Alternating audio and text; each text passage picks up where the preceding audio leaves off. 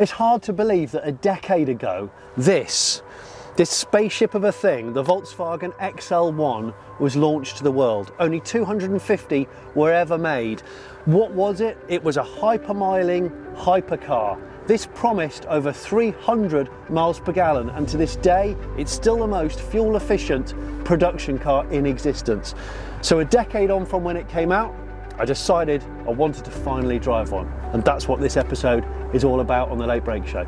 I'm Jonny Smith.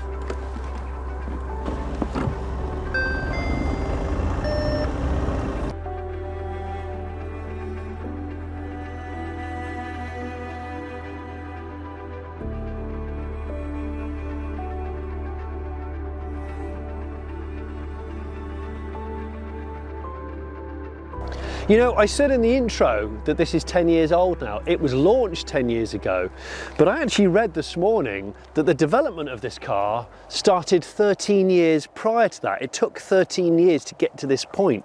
So it's actually 23 years old.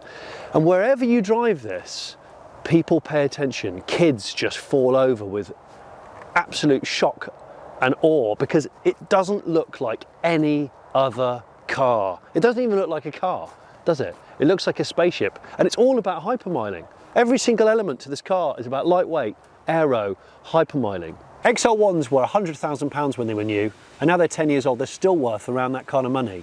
Highly collectible pieces. But if you buy a car of this kind of money or much, much cheaper, before you commit to buying the car, you can run a Carvertical check. And this will run a number of different checks that you want to look at before you commit to buying. For example, you bring up the VIN, you put the VIN in, it'll tell you whether or not the odometer readings tally up. There's a graph for all the mileage. It'll tell you whether there's any outstanding theft on the car, whether it's ever been marked as stolen. It will also tell you if there's any outstanding finance and whether there's any damage on the car. Now, I looked up an XL1 on a database just out of curiosity, a 2014 car that's done, what's it done? 624 miles from new, so it's clearly a collectible car that doesn't do much. But another Dr. Ferdinand Piech Volkswagen Group madness project was the Bugatti Veyron and the Chiron. I've actually found a Chiron for an example on the database, and this particular car has been damaged, and it details the photos of the damage so you can see what's happened to it, but it also shows you on screen on a little graph where that damage is on the car and what category that damage is classed as. And that's really helpful. You can do this and you can get a discount code using the Late Break Show special code, and I'll put it on the screen now and in the description below. Well worth doing before you commit to buying any kind of car. The XL1 is a two-seater car, which you've probably seen from the intro. It's also rear-wheel drive, and it's also rear or mid-engined car, plug-in hybrid. And it all goes on under these grills here. Look at this shape. Look at the way it tapers in. Everything's so faded. And the aero on this car, it's 0.186 CD aero. Incredibly low, but it's not a fast car. I called it a hypermiling hypercar. It's a hypercar in so much as you can see the entire thing is carbon fiber reinforced plastic. The whole car weighs less than 800 kilos. But what's under there is particularly fascinating and weird, because it's got a two-cylinder turbo diesel engine. Two-cylinder TDI, it's half a 1.6 engine basically, with a 5.5 kilowatt hour lithium-ion battery pack. So the battery and the electric motor is 27 PS. That drives the rear wheels too. And the engine is only a 48 PS. So the combined power is not a lot at all, 0 to 62 in 12.7 seconds. So the entire remit of this car was to be able to do 62 miles or 100 kilometers using 1 litre of diesel or less. They've managed to get this car to do it in less, but of course you can also drive it in electric only, because that battery pack and that motor allows you to do up to 30 miles or 50 kilometers EV only. That, by the way, if you're wondering what that is, that's the charging unit for the battery pack, which lives on board with the car. It has numerous different ways you can plug it with a 3-pin. Yeah. But of course it can regen brake. More on that when we're driving. Here's where you put the diesel in it. And although diesel is sort of being largely outlawed these days, when this came out, and I think it still stands as the world's lowest official CO2 for a liquid-fueled production car at 21 grams per kilometre. In other words, they said it could do 313 mpg, but in tests it could do 340 mpg in tests. That is where you charge it on the other side, Type 2 connection. I can't stop looking at it. I cannot stop looking at it. What a crackers thing. But do you know what? It really reminds me of another car, a car that I actually own. Yeah, you know what I'm thinking, don't you?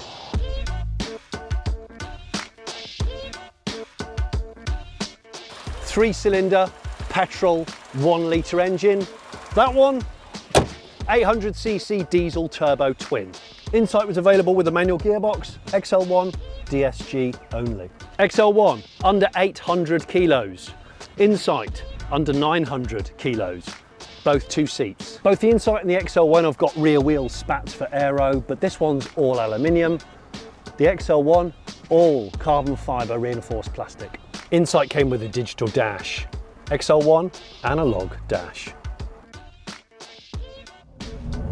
So then, XL1. Been looking forward to this moment for so long because when this was new, I just never got a chance to drive it. I was too busy and I just couldn't make things happen. So I'm glad to get in it 10 years later. I'm going to wind the window up, which is this hilarious kind of fishing reel style wind up windows, or windows within windows. Remember, these are perspex, plastic, that's glass.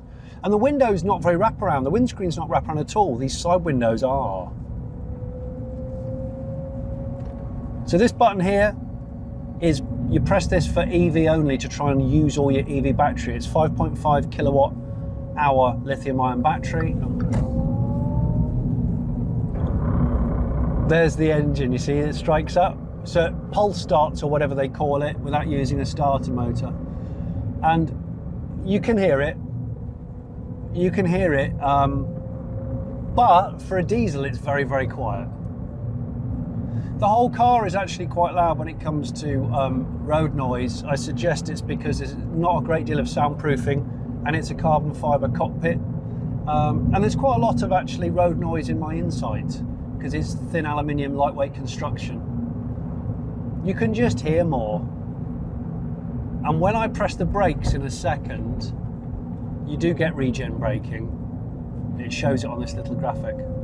When I first drove it, I thought, oh, the brakes sound like the discs have got a bit of surface rust on them. No. That noise is high friction on the carbon ceramic brakes, because this has carbon ceramic brakes. Remember, this was 98,000 quid when it came out. 98 grand. And I think they're worth about that now, even though they dipped down to about 50 grand. I saw one sell for about 55,000 4 years ago, and I actually thought that is a bargain. For what this is, that's a bargain. Find me a person that doesn't like Gullwing doors. The XL1 has the gulls, everybody loves them. Bear in mind, just like the Mercedes SLS, if you remember that, it has pyrotechnic charges that explode the doors off if you land on your roof in an accident, which we won't be doing. It also, I think, was the first production car to feature cameras, instead of mirrors, camera mirrors. And they actually work remarkably well. They include the little indicators on the side and this sort of chamfered in thing here. In terms of dimensions, I was looking at this with interest. It's 3,888 mil long, which is about the same as a Polo of the same period. 1,665 wide. It's wider at the front than it is at the back, you can probably tell that. But it's only 1,153 mil tall, which is actually 129 mil lower than a Boxster, a Porsche Boxster. And talking of Boxsters, the XL1s were made at the same Osnabrück factory in Germany, formerly the Carmen Coachworks place, which is where the Golf Cabrio, God rest its soul, and the Boxster were made. Every single angle you look at it, it's a spaceship. People stop, they stare, they can't believe it. They can't believe when you tell them it's a decade old. I'm pretty sure the wheels are, these are aero covers like we see so many EVs on now, but I'm pretty sure the wheels are magnesium. There's a lot of bits of magnesium and very lightweight aluminium about the car, but the body, the main body and the monocoque is carbon fibre reinforced plastic. In fact, the whole body, yeah, the body weighs 230 kilos with 1.2 millimetre thick carbon fibre throughout. I've put it on full lock to just show you the rolling resistance of this car is so narrow. These are, what are they? These are Michelin 115/80/15 tyres. They're basically like downhill mountain bike tyres. But the point is the car just pushes through the air. There's a statistic which I read this morning. To travel at a constant 62 miles an hour or 100 kilometers an hour, the XL1 only needs 8.4 PS of power. In electric mode, it needs less than 0.1 kilowatts per hour to complete 1 kilometre of driving. I mean, the stats of this thing are still just bamboozlingly good. And the reason why they did this, they didn't make money out of these XL1s at all. They only sold 250 of them. They were nearly £100,000 when they came out. The point was to push the boundaries. Dr. Ferdinand Piëch wanted to push the boundaries of how far could you get a combustion engined hybrid car and how little fuel could you use. What a masterpiece. The cabin. The cabin is a two-seater only, and you can immediately see that it's staggered. Look at the seats. So a bit like a McLaren F1 or even a Gordon Murray T50. The seats are staggered compared to the driver and the passenger. This is fixed. It's made up a number of different types of material, vinyl, Alcantara and lovely textured cloth. This one moves and it's all mechanical and they're very, very slim, thin shelled. You can see the carbon fibre weave on the dashboard and there's real carbon fibre I think on this console here. But the batteries live in front of the passenger seat. So the batteries are somewhere here on the XL1, which explains why this is rigid, but it means there's tons of legroom for the passenger. In fact, there's tons of room for everybody, a bit like a Smart 4.2 or something like that. You think because it's a small bodied car that you're going to be cramped, but you're not going to be cramped, or at least you're not cramped in the legroom. Up here, a little bit tight, a little bit tight. A load of the controls are borrowed from, I think, either the Golf of the period or the Polo or the Up of the period. I think they're Up. And all the gauges are analog, so in a car that looks so futuristic, actually the gauge cluster is quite conventional actually. It doesn't even have automatic, I've noticed this from last night, it doesn't even have automatic headlights. You have to physically turn the headlights on and off. Other than that, it doesn't have a glove box, just got a little net down there. Everything is just stripped out and Spartan. Big, chubby carbon fibre sills here. The release for the doors is down here. Then obviously you bring the door down like so. And yeah, you've guessed it, DeLorean spec. It's got a mechanical winding window. Kids, this is what we had before we had electric windows. We had a crank. So you crank it down and then you got the screens here for side mirrors, side cameras.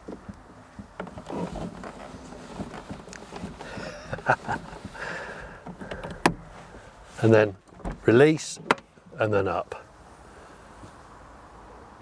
One other thing I've noticed is the little sort of Nintendo Gameboy graphics on the trip counter. It actually shows a logo of this car. Looks fantastic. I thought I'd let you hear. It's a diesel, so it is actually quite clattery. But do you know what it reminds me of? It reminds me of a diesel locomotive. When you see diesel locomotives from a bridge looking down at them going by, and they've got these huge vents on the roof where they're letting out all the heat and all of the emissions. The XL1 really reminds me of a loco from up there, an aero loco. Such a bizarre thing. TDI. It's probably the only diesel I'm interested in these days.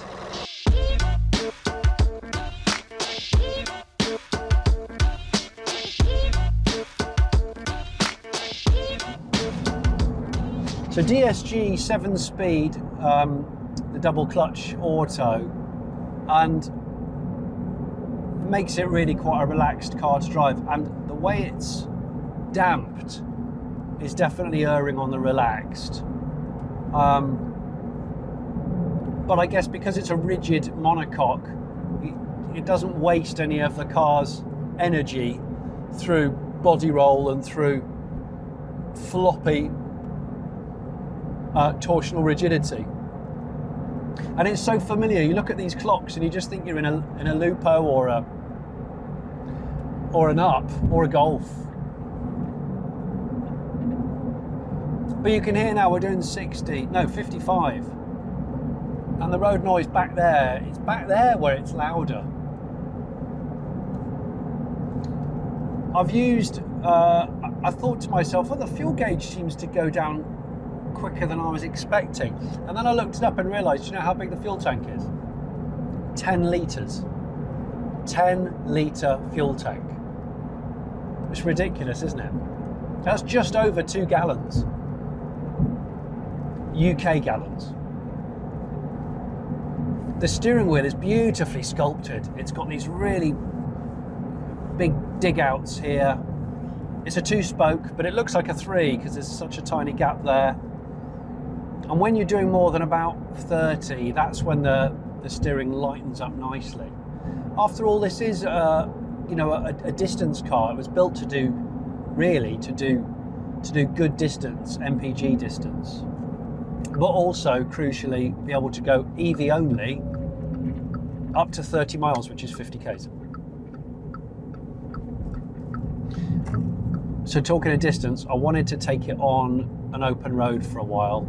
This is not a video where I do like a strict MPG test, because it's more about enjoying the engineering and remembering what an amazing feat this car was. Takes a while to get used to those mirrors that aren't mirrors, they're cameras. I keep wanting to call them mirrors. And I'm pretty sure this is the first car that had those. Pretty sure it must be. When I put that on, the battery, you see, you can plug the battery in and charge it overnight, or it charges via generator and regen when you want it to. But coasting, I've noticed you come off the throttle and on a flat road, it will coast at a high speed for ages. Ages and ages and ages. Those front tyres, 115 were they? 115. I'm pretty sure they're unobtainium now.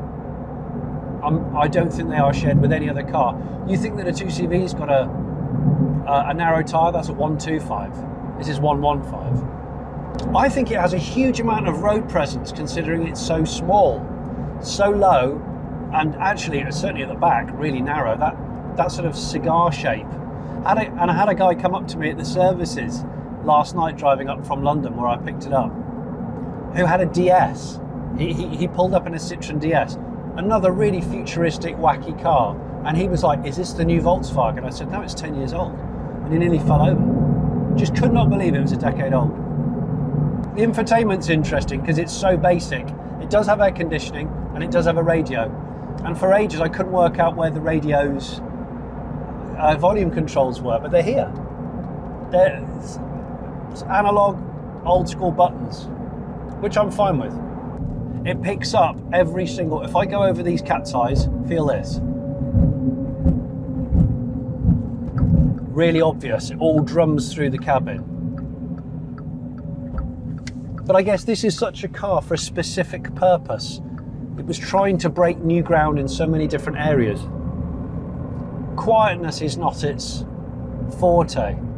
But if it really can do the kind of MPG that they suggest it can combined, it's nothing short of staggering, even in 2023. So in the real world, my Honda Insight, I found it to get on a run about 76 to 78 mpg. It's done 325,000 miles. This so far, I've been getting about 140, 160 mpg. I don't know how much regen it gives.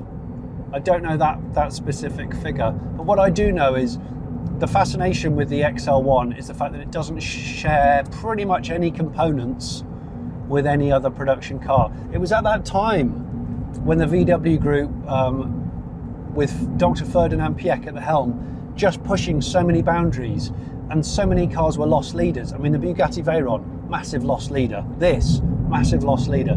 You had things like the Phaeton W12s, Touareg V10s, Audi Q7 V12 diesel. I mean, just real mad mechanical combinations. You do feel very small in this.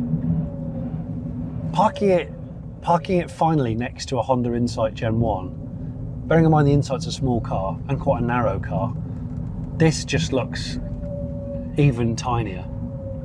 It's the roofline, it's so low. I mean, look, that's a Suzuki Wagon R, which has quite a high forehead.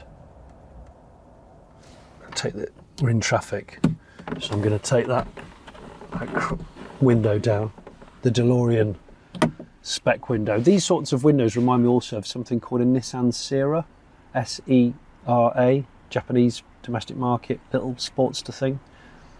Yeah. Anyone got a Nissan Sera? I've never driven one, I don't know if they're any good.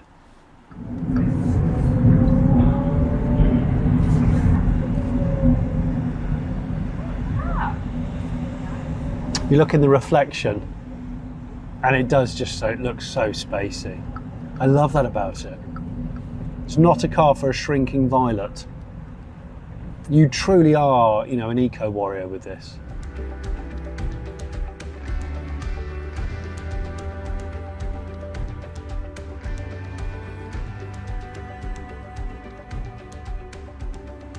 If you've watched me on TV and in videos over the years, you'll know I've had a fascination for eco cars for a long, long time. But the XL1 just goes to show, even 10 years after it came out, it's still an amazing piece of engineering. It shows, if you want to, you can push that eco envelope so far. It's also shown me how damn good the Honda Insight of mine is. For a fraction of the price, it's one of those cars that's still amazing to this day, and you can go out and buy one for not a lot of money. The fact that most of these live in collections of supercars and hypercar owners also shows that you don't have to have a fast car to have an exotic car. Anyway, I want to say a massive thank you to Carvertical for supporting this episode of The Late Break Show. What do you think of the XL1? Would you rather have one of these or an Insight? Or is there another eco car that you'd like me to feature? Let me know in the comments. Thank you.